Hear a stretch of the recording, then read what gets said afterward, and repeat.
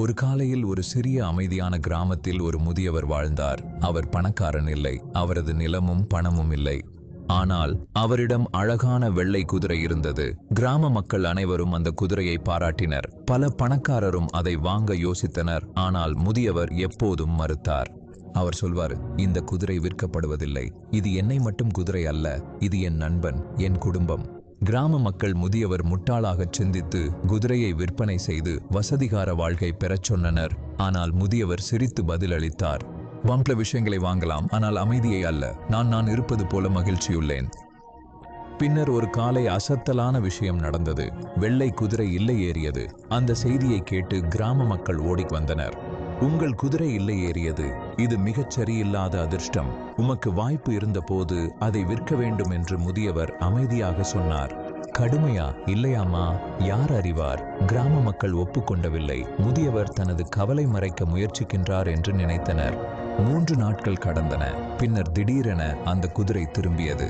தனக்கே இல்லை, அது மலைகளிலிருந்து 3 காட்டு குதிரைகளையும் கொண்டு செலுத்தியது. கிராம மக்கள் அதிர்ச்சி அடைந்தனர். நீங்கள் மிக அதிர்ஷ்டம் வாய்ந்தவர், ஒரு குதிரை இழந்து 4 பெற்றீர்கள், அதிசயம். ஆனால் மீண்டும் மூதாட்டன் கூறினார், இது நல்லதா இல்லைதா என்பதில் உறுதியில்லை. வாழ்க்கைக்கு சமநிலை ஏற்படுத்தும் விதம் உள்ளது. அடுத்தடுத்த மாற்றங்களை பார்க்க நாம் காத்திருக்க வேண்டும். கிராமவாசிகள் குழம்பியிருந்தனர். ஆனால் மூதாட்டன் மாறப்படவில்லை. அவர் அமைதியாக இருந்தார். இப்போது அவர் மகன், வலுவான இளம் சிறுவன், காட்டுக் குதிரைகளை பயிற்சி செய்கிறான். அவர் தந்தையை உதவித்திரமாக்க குதிரைகளை பயனுள்ளவையாக மாற்ற விரும்பினார். ஒரு நாள் காட்டுக் குதிரை ஓட்டுவதில் சிறுவன் கடுமையாக விழுந்து காலை உடைந்தது. காயம் தீவிரம். கிராமவாசிகள் மீண்டும் வந்தனர். எந்த மோசமான அதிர்ஷ்டம்! முதலில் குதிரை ஓடிப்போனது, பின்னர் திரும்பியது. இப்போது உங்கள் ஒரே மகன் காயமடைந்து விட்டான். மூதாட்டன் அமைதியாக சொன்னார், சில சமயம் நன்மை பெறும் பாதை வலியால் நிறைந்திருக்கிறது. நாம் எப்போதும் பெரிய படத்தை பார்க்க முடியாது. கிராமவாசிகள் தலையை ஒத்தனைத்தனர். அவர்கள் இவர் அமைதியுடன் இருக்க முடியும் என புரியவில்லை. சில வாரங்கள் கழித்து ராஜ்யத்தில் போர் துவங்கி அரசு படை வீரர்கள் கிராமத்துக்கு வந்து இளம் ஆண்களை சேர்ந்துவிட உத்தரவிட்டனர். படை சேர்ந்தார். ஆரோக்கியமான ஒவ்வொரு இளமானும் எடுத்துக்கொண்டனர். ஒன்று தவிர, அந்த வயதான மனிதனின் மகன் முறிவின் காரணமாக பின்விடப்பட்டான். கிராமத்தினர் இனி பேச்சிழந்தனர். அவர்கள் கூறினர், நீங்கள் சரி சொன்னீர்கள். உங்கள் மகனின் முறிந்த காலால் அவனின் உயிரை பாதுகாத்தது.